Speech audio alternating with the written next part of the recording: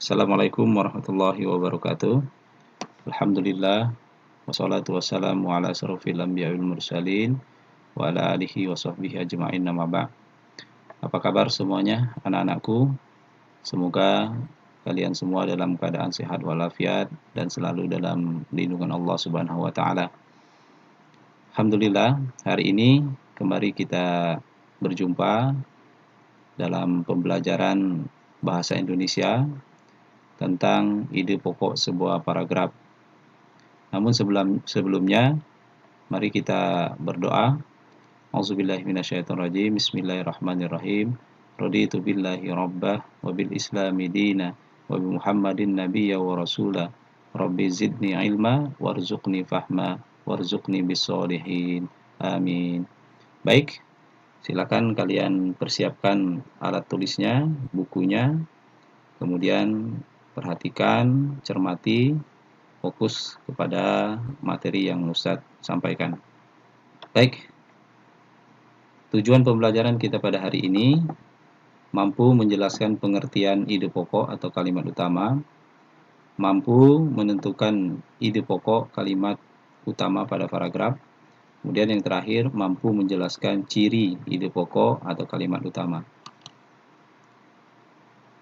Langsung saja kita ke pengertian ide pokok atau kalimat utama. Ide pokok adalah ide atau gagasan yang menjadi pokok pengembangan paragraf. Nama lain dari ide pokok adalah gagasan utama atau kalimat utama. Selanjutnya, ciri-ciri ide pokok atau kalimat utama. Yang pertama, biasa di awal paragraf atau sering disebut deduktif. Kemudian yang kedua, bisa di akhir paragraf atau induktif. Kemudian yang terakhir, bisa di awal dan di akhir paragraf atau sering disebut campuran. Kemudian, perhatikan 4 langkah menemukan ide pokok dengan mudah. Yang pertama, bacalah seluruh paragraf dengan cermat, dengan teliti. Kemudian yang kedua, cermati kalimat pertama hingga akhir. Diteliti, dicermati hingga akhir dari sebuah paragraf atau dari beberapa paragraf. Kemudian yang ketiga, baca kalimat demi kalimat hingga kamu menemukan ide pokok paragraf. Kemudian yang keempat, selanjutnya coba perhatikan paragraf berikut, dibaca, diteliti sampai akhir. Pada paragraf di atas, ide pokoknya adalah pada kalimat pertama, yaitu tidak perlu stres saat menghadapi pensiun.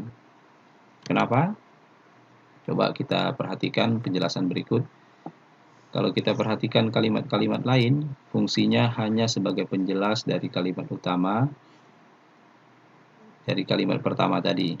Misalnya pada kalimat dengan tidak berdinas lagi berarti mereka tidak memiliki beban pikiran terhadap pekerjaan dan banyak waktu luang untuk beristirahat. Kalimat ini mengacu kepada kalimat utama. Tugas dari kalimat ini adalah memberikan alasan dari mengapa orang yang pensiun tidak perlu stres. Baik, sekarang kita coba contoh yang lainnya.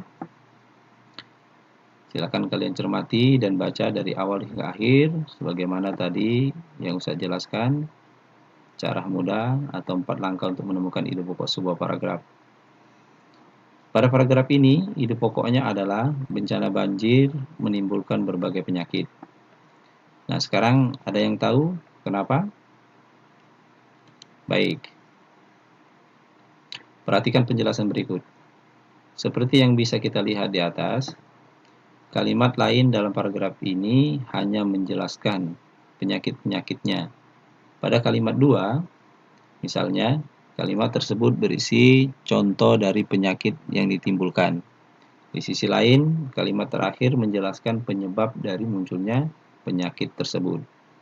Nah, sekarang kalian tentunya sudah mulai paham bagaimana cara menentukan ide pokok atau kalimat utama dari paragraf. Nah, berikutnya sekarang coba kerjakan soal berikut ya. Yang pertama, kalian jelaskan pengertian ide pokok paragraf. Kemudian yang kedua, jelaskan ciri-ciri kalimat utama. Kemudian yang terakhir, tentukan ide pokok atau kalimat utama dari paragraf di bawah ini. Ya, ini sebuah paragraf. Coba kalian tentukan di mana ide pokok atau gagasan utama dari paragraf berikut ini. Silakan kalian kerjakan di buku tulis masing-masing. Baik, selamat mencoba. Semoga kalian bisa menemukan jawabannya. Untuk pembelajaran hari ini kita cukupkan dengan mengucapkan lafaz hamdalah, alhamdulillahirabbil alamin. Assalamualaikum warahmatullahi wabarakatuh.